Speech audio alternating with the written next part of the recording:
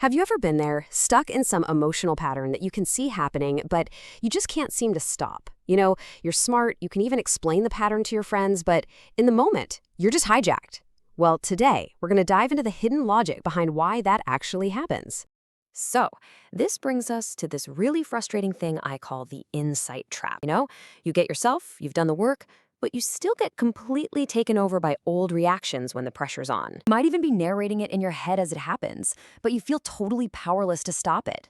Man, that is such a frustrating place to be. But what if the problem isn't that you're broken? Yeah, what if you're not actually broken? Your reaction isn't a glitch. It is not a sign that you're flawed. It has a hidden logic. And that logic, almost always, is about protection.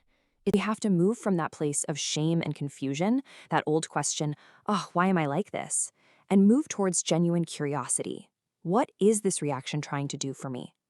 We're literally swapping self-attack for pattern recognition.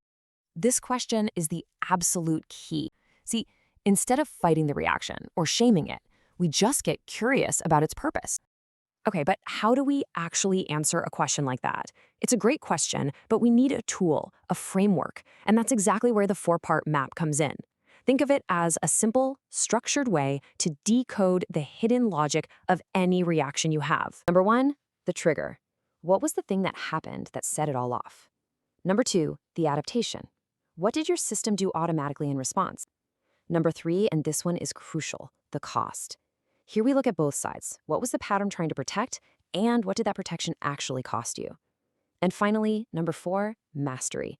This is where we start to ask, what would a more regulated, more intentional response even look like? Theory is great, but let's make this real. We're going to apply this four-part map to a really common example. Getting defensive when you get some vague criticism. The trigger was that unclear feedback. The adaptation was to defend or shut down. And the protective aim? Well, it was trying to preserve your dignity, your clarity, your sense of safety. But, and here's the kicker, look at the cost. Conflict, shame, exhaustion, and you miss the chance to learn anything. It's not a character flaw. It's a protective pattern that just comes with a really high price tag.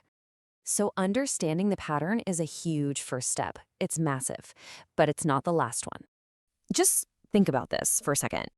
Real growth lives in the balance. It happens when you can hold both of these truths at the very same time.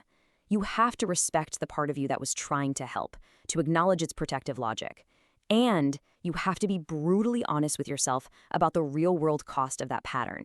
So I'll leave you with this question to chew on. Think about the one reaction in yourself that you judge the most harshly, the one that makes you cringe just thinking about it.